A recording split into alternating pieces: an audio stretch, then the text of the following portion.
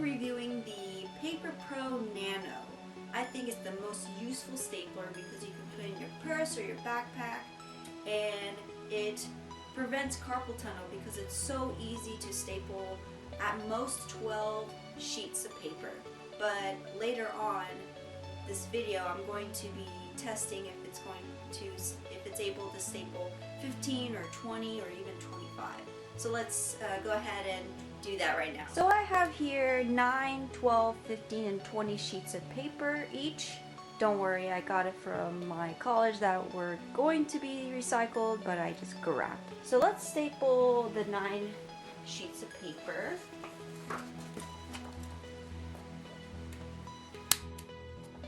Easy, very nice. It goes all the way to the back, which is very good. Alright, so now since it said online that it could staple up to 12, then it should staple this.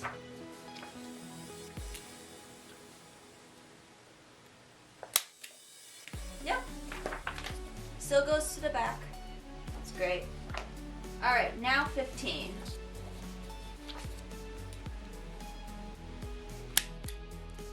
Oh, still very easy. It was really easy to staple through the papers.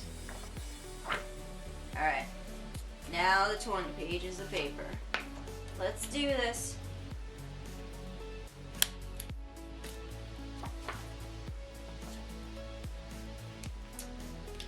It a little bit pokes out at the end, but it still stapled all of the pages. So it definitely staples up to 20 pieces of paper. Awesome. So when I first got this, I was really curious how to put the staples into the stapler.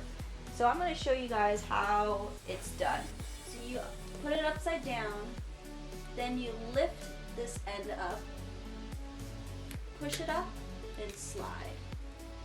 And the staple comes out.